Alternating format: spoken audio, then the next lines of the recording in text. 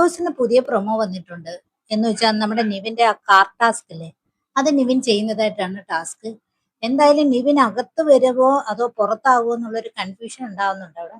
പിന്നെ വേറൊരു കാര്യമുണ്ട്, നമ്മുടെ പിന്നെ നോമിനേഷൻ ഉണ്ടല്ലോ, ഡേഞ്ചർ സോണിൽ 3 പേരെ നമ്മുടെ ഗേറ്റിന്റെ വാതിൽക്ക് നിർത്തുന്നില്ലേ, അതിനു മുമ്പാണ് എന്തായാലും ഈ ടാസ്ക് നടന്നിരിക്കുന്നത്.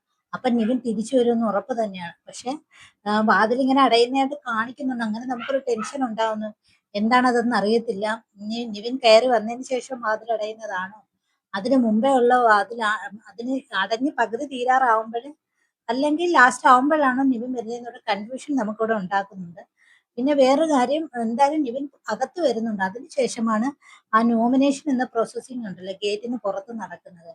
കാരണം അവിടെ ആദിലെ നിപ്പുണ്ട്, സാവുമാനം അവിടെ നിപ്പുണ്ട്. അപ്പം ഒരു കണക്കിന് നമ്മൾ മറ്റോ പ്രമേയം നമ്മൾ കണ്ടു കഴിഞ്ഞു. അപ്പം നിവിൻ വരുന്നത് അതിന് മുമ്പേ എന്തായാലും നിവിൻ അകത്ത് വരുന്നുണ്ട്. നിവിന് നല്ല ക്യാഷ് കിട്ടുന്നുണ്ട്. കാറിനകത്ത് നല്ല രീതിയിൽ ക്യാഷ് നിവിൻ കരസ്ഥമാക്കുന്നുണ്ട്. അത് നമുക്കത് ആ പ്രൊമോയിൽ കാണാൻ പറ്റുന്നുണ്ട്.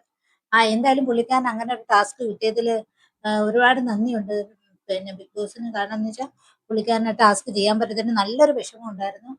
കാരണം മറ്റുള്ളവർക്കെല്ലാം ചെറിയ ചെറിയ പൈസ കിട്ടുന്നു, നിവിന് മാത്രം ഒരു പൈസയും കിട്ടിയിട്ടില്ല. അപ്പൊ ഈ ഒരു ടാസ്ക് നിവിന് കൊടുത്തതിൽ ഒരുപാട് പിന്നെ ആൾക്കാരുടെ കൂടുതൽ ബിഗ് ബോസിനോട് നന്ദി പറയുന്നുണ്ട്. എന്തായാലും നമുക്ക് വെയിറ്റ് ചെയ്യാം എന്താണ് അവിടെ നടക്കാൻ പോകുന്നതെന്ന്. നിവിൻ കയറി വരുമെന്ന് പ്രതീക്ഷിക്കുന്നു. അതിനുശേഷമാണ് എന്ത് നടക്കുന്നത്, നോമിനേഷൻ എന്ന ആ പ്രോസസ്സിങ് നടക്കുകയും ചെയ്യുന്നത്. അപ്പൊ നിവിൻ അകത്ത് വന്നിരിക്കും.